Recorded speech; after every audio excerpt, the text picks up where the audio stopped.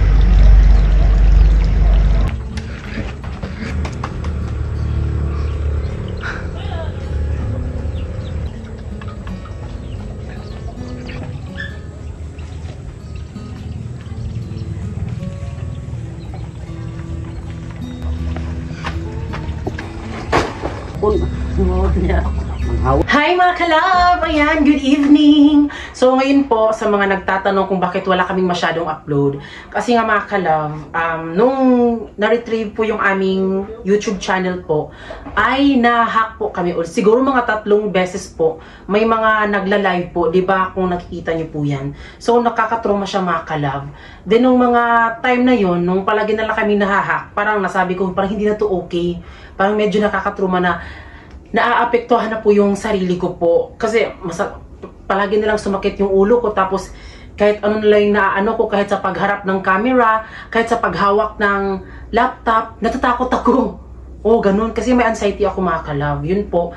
Kaya napag-isipan na lang po namin ni Francis na magbakasyon muna doon sa Surigao. Doon po sa lugar po nila Kuya Melvin. Dahil andun po si Ate Geraldine, naggawa po sila ng bahay. Last week, last week mga kalab, pumunta kami doon sa Surigao, nagmuni-muni kami doon, 3 days po kami. Wala kaming masyadong vlog, pero meron kami nakastock. Ang nakakalungkot lang po, yung first day namin doon sa Surigao, ay nabura po namin siya mga kalab dahil inilipat ko siya agad sa laptop po. So yung second day at third day, di po siya na-erase. Dahil pina-format kasi namin ito mga kalab, ayan, na-format na po ang laptop na yan. At ang tumulong po sa amin ay yung pinsan ko po na si Kuya Aldren Hamito. Maraming salamat po. Nakakatrauma mga kalab. Ewan ko, talagang naapektuhan talaga yung sarili ko mga kalab na paano na to, ganyan. Actually, dapat ito yung i-upload ko ngayon, mag-edit pa. Pero, nung na-format na po yan mga kalab, okay na siya, wala nang hacker daw, sabi daw ni Kuya Aldren. Pero, nag-aabala ako mga kalab kasi nung hindi pa na-format yung laptop ko, tapos yung camera namin mga kalab ay nakakonect siya doon. So siguro wala nang hacker na nakaano, pero yung sa sarili ko talaga na nagsubaybay pa siya, baka connected pa siya. So yung inaalala ko, nung na-format na yung laptop, tapos yung sa mga video po namin na sa camera pa, baka meron pang hack hacker doon na nag-standby ba, yung virus pali ba mga kalab, para kung ilagay siya dyan. Kasi yung second day at third day, di ko siya nabura mga kalab, pero nakakonect siya nung hindi pa siya na-format. Pero nakakalito mga kalab, or ano ba yan? Kung i-format ko siya mga kalab, sayang yung pag-vlog namin doon sa Surigao, di nyo makikita. Ang ganda pa naman ng tanawin, di ba? Kaya comment below mga kalab kung maapektuhan ba siya. Pero sabi naman ni Kuya Alden, hindi naman daw. Pero sa akin ng mga kalab, dahil sa trauma talaga mga kalab, ay Diyos ko, di na talaga mapakali. Kaya comment kayo mga kalab if hindi ba maaapektuhan, baka siguro pag connect ko naman sa camera papunta dyan sa laptop, baka, ay, ginawa ko, ganyan na naman mga kalab. Kaya ang gamit ko po ay itong iPhone 11 Pro po namin. Yung ginawa ko kasi is resetting lang sa PC. Pero ito mga kalab, may ginanon pa siya si Kuya Alden dyan, pinasok na USB para ma-format talaga lahat.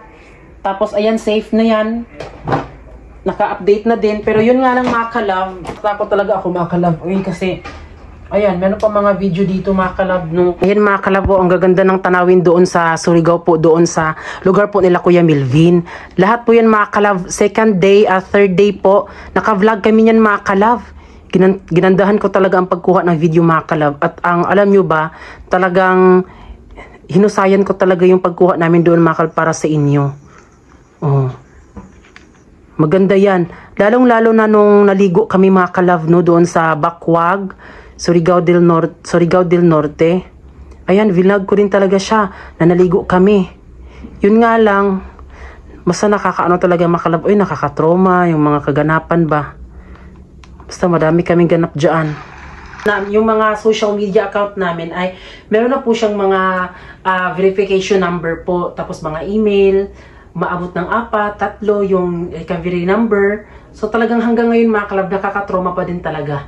Iba na talaga kapag hacker yung gumalaw, nag-ano talaga sa'yo. Ay Diyos ko dahil, maapektuhan ka talaga. Sobrang sayang talaga ng pagod mo talaga kung yung mangyayari na mawala lang na parang bula. So nakakatrauma yung gano'n mga kalab. Until now, ngayon mga kalab, kapag mag-isa lang ako dito sa bahay, parang hindi ko na gusto maging mag-isa dito sa bahay mga kalab. Kasi kanina si Francis, andun siya sa fish pond. Tapos sa eskwela din po si Marla, si Giselle. Yun po. Sayang lang yung unang vlog namin. First day namin sa Surigao. May mga kabayo doon. Tapos ang gaganda ng tanawin talaga sobra. Yun nga lang, yun yung na-transfer ko unang mga kalab doon sa laptop. Kaya na-erase shot. Dahil binura ko din po sa unang mga kalab. Kasi napuno na para makashoot kami. Para makakuha kami ng vlog sa second day po. Sa third day yun.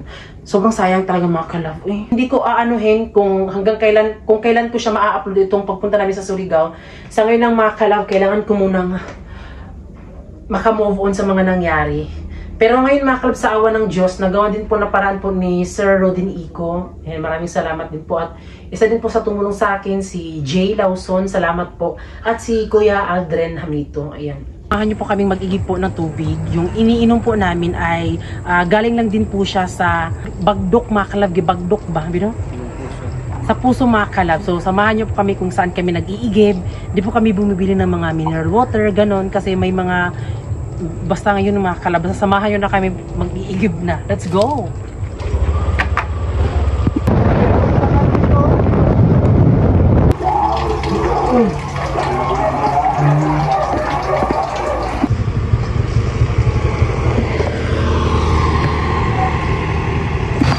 So dito po kami nag-iigib ng mga tubig mga kalab para painumin. So hindi na kami bili ng tubig na mineral kasi hindi nasanayan namin yan. May mini pool din dito. Ayan. So yung mga tao dito mga kalab, dito sila nag-iigib ng tubig kasi ang sarap. Tapos tignan nyo ang Malamig. Malamig.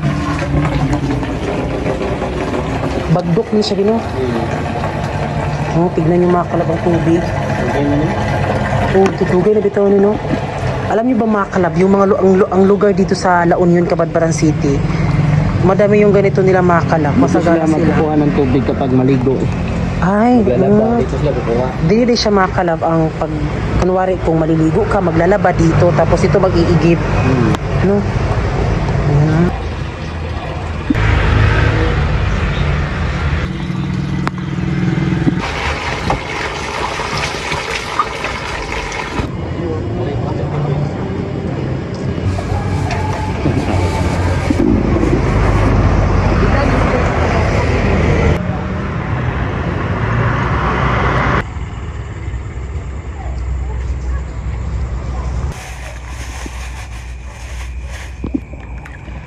Dili kinulo, ikaw tikwag ko ano. Dahil tubig na, daghanap tubig.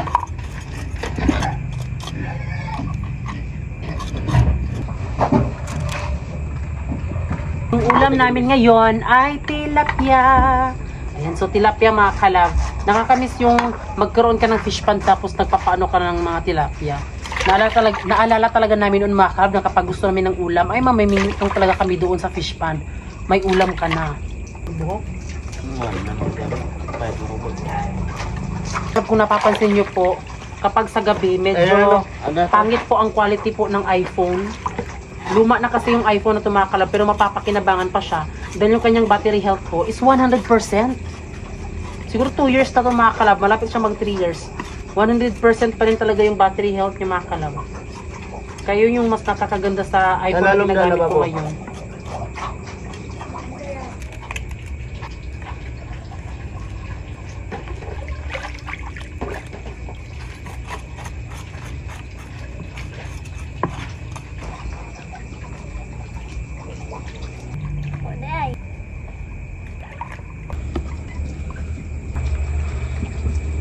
So ayun mga kalab, natapos na po yung pagkukunan natin ng mga tinay. Ito mga kalab, ito na po yung hitsura sa tilapia. So ngayon ang gagawin natin to ay hugasan tapos papaksiwin natin. Yan.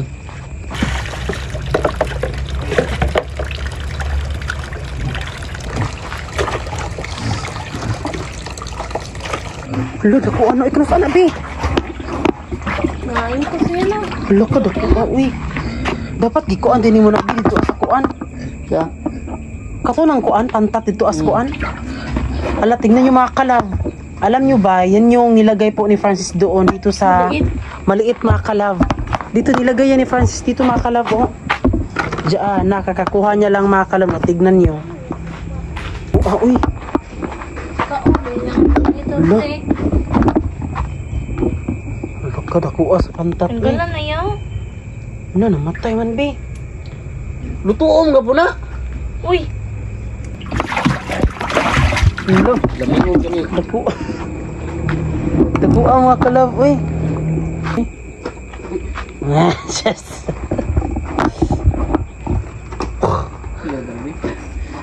Wala, ang laki ng ano mga kalab. Hito. Kailan mo yun nilagay, be? Nung Ako'y bata pa? July. July. Yan. Hala. May kahoy dito na nakinuha po si Francis. Ayan. So kung isa kayo mga kalab na mas komportable din mga kalab magluto sa kahoy-kahoy lang, di ba? Kasi iba kasi kapag lutong kahoy mga kalab kaysa sa mga gasol, ganun. Di ba? Kaya mas mafe-feel namin yung sarap kapag sa kahoy mga kalab. Ako, ito po ay kinuha ko sa fish pan.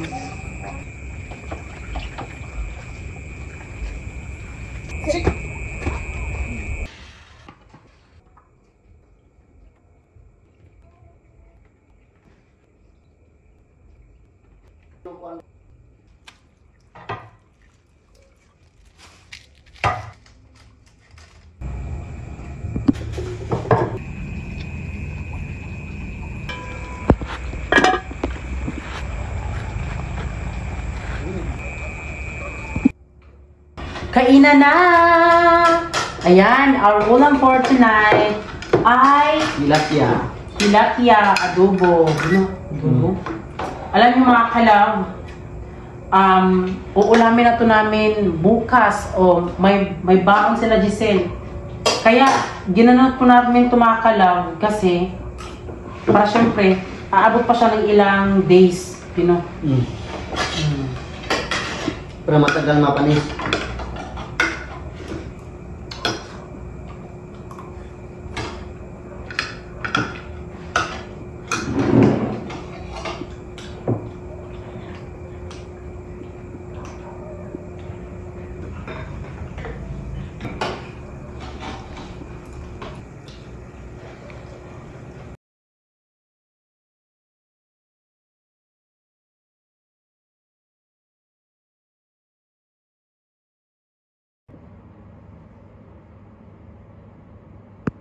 Oh, yung iba, di na ako tubaw ko rin yung karoon. One. Uy, oh. Uy, ah! Ako ba? Bago lang ginawang agtan karon. Ano ito? Badali na ito. Nga na. Oh, na. Tingnan sa mukha. Job. Ay. May magsasog ka na eh, ah. Nagbal. Kahajod. Gay. Job. Di job. Ano nila?